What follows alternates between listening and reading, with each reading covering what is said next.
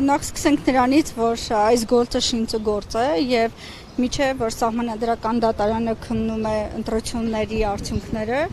փորձում են ընդդիմադիր դաշտը չեզոքացնել եւ դրա վառապացույցն է պարոն Չալաբյանի այսօրվա բերման ենթարկելը։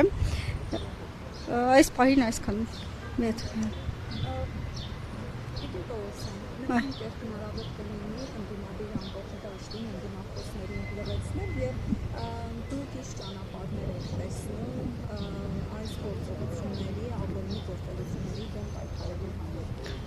Չեմ կարծում ընդդիմադիր դաշտին հնարավոր է այսպես լռեցնել, ուղղակի ժամանակ են իրենք այսպես փորձելու շահել, որպեսզի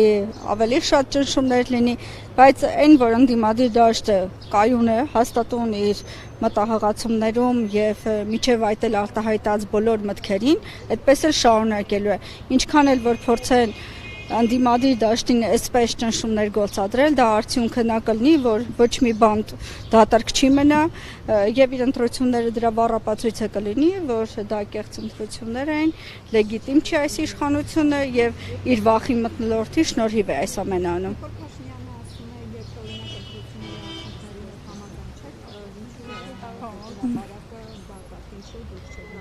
Մենք կգնանք օրինական ճանապարհով, որը հիմա անում ենք։ Այո,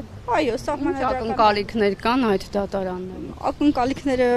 չեմ կարող ասել շատ որ մեծ կլինի։ Հոգուտ ընդդիմության այսպես կոչված որոշումներ կընդունվեն։ Լինեն անաչառ եւ իրենց խղճի եւ հայրենիքի նկատմամբ ունենան որոշակի պարտականություններ եւ պարտավորություններ, որը իրենց սահմանադրությամբ է սահմանված, ուրեմն պետք է լինի։ Բայց այս պահին դուք տեսնում եք ինչ է կատարում եւ այդքան էլ մեծ